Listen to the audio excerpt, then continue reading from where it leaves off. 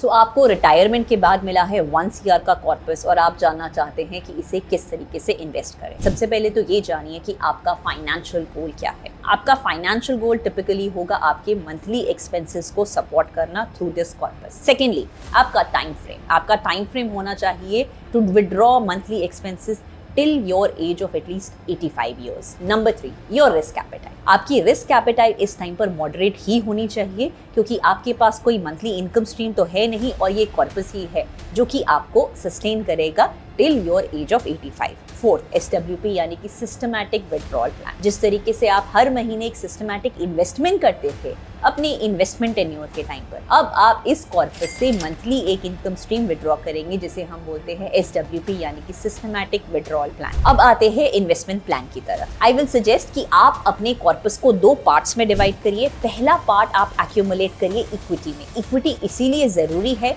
क्योंकि आपके इन्वेस्टमेंट्स को इन्फ्लेशन को बीट करना है। जिस तरीके से इन्फ्लेशन एक्सपेक्टेशन 10% रहेगी हमारे लिए, हमारे इन्वेस्टमेंट्स को 10% से ऊपर के रिटर्न पे लगाना है जो कि इक्विटी से आ सकता है।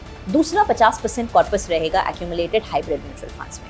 तो जो पहला 50% इक्विटी में जाएगा वहाँ पे आप 10% लार्ज कैप्स लीजिए, 10% large and mid cap mutual funds लीजिए, 10% स्मॉल कैप्स लीजिए और 20% लीजिए फ्लेक्सी कैप फंड्स में, जहां पर फंड मैनेजर के पास लीवे है to switch between large cap to mid cap to small cap mutual funds as per the market conditions. Remaining 50% का जो कॉर्पस आप हाइब्रिड म्यूचुअल फंड्स में लगा रहे हैं उसे आप इन्वेस्ट करिए बैलेंस एडवांटेज फंड्स में।